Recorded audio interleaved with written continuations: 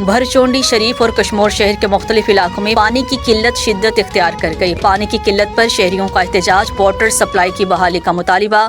कश्मोर के इलाके भरचोंडी शरीफ और कश्मोर शहर के मुख्तलिफ इलाकों में पानी का बहरान शिद्दत इख्तियार कर गया है, जिसके खिलाफ शहरियों ने शदीद एहतजाज किया।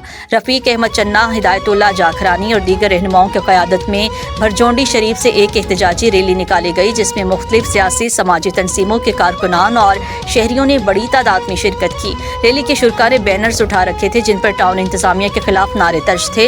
मुजाहिरीन का कहना था 2 करोड़ 28 लाख रुपए के बजट के बावजूद शहरी साफ पानी जैसी बुनियादी सहूलियात से महरूम हैं।